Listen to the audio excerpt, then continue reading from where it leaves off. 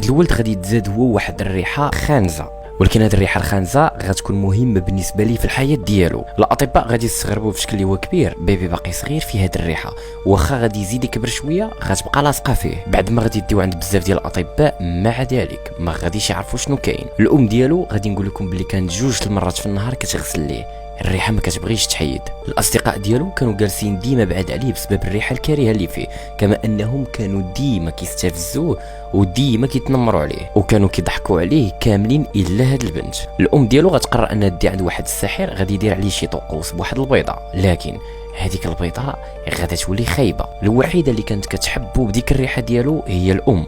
وهنا غادي يجي وقيته ديال عيد الميلاد ديالو، غادي يعطي لانفيتاسيون للاصدقاء باش يحضروا، كلشي غادي يلوح على انفيتاسيون. ولكن غنبشركم غادي نقول لكم واحده من الزملاء ديالو غادا تحضر حيت باغيه كيف ما هو، كما ان غتعطيه واحد الهديه اللي حياته كامله ما غاديش ينساها حتى غادي يكبر، وما غتصوروش الهديه اللي غتعطيه كيفاش دايره. طبيعه الحال اللي مهتم بهذا الفيلم باغي يتفرج فيه، هذه السميه ديالو كيف ما كتشوفوا. هاد البنت غتخبى في واحد الغرفه سريه باش تفاجئ الحبيب ديالها، وما غتصوروش المفاجاه اللي غتوقع عليها. غادا تخلي ليه واحد الورقه وغادي تقول ليه شوف واحد الفيديو. بعد ما غادي يشعل وغادي يشوف داك الفيديو غادي يكتشف بلي الزوجه ديالو غتمشي تسافر لخارج البلاد اللي هي فيها، وغادي تشد طياره.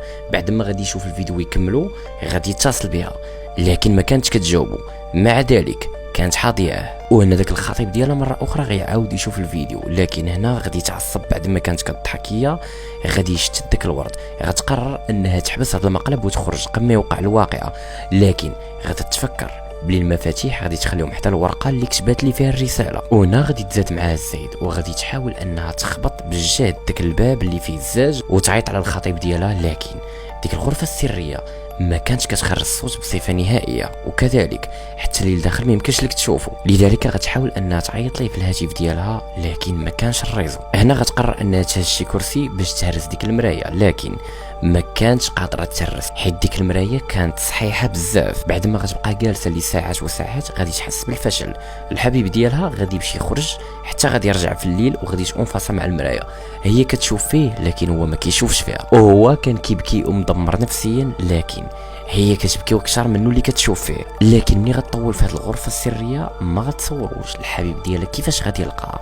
هذه السميه ديال الفيلم اللي بغيت تفرج فيه، كلشي يدخل اللي مهتم بالافلام. اخر حاجه ما تنساش خلي لي جادو هنا وتابوني لك تجديد لي مزيد من الافلام، ولا تسقاو. واش اخبارك بلي اول شخص غادي يتمنى الموت في الدنيا هذه هو يوسف عليه السلام، واول ما يرفع اعمال هذه الدنيا هي الصلوات الخمس. غادي تشهد عليك يديك يوم القيامه الا كتب شي في كومونتيرات كلمه سبحان الله. واش اخبارك بلي اول صلاه غادي يصليها رسول الله صلى الله عليه وسلم هي صلاه الظهر، وإلا بارطاجيتي هذا الفيديو مع الناس اللي انت كتعرفهم عندك الاجر.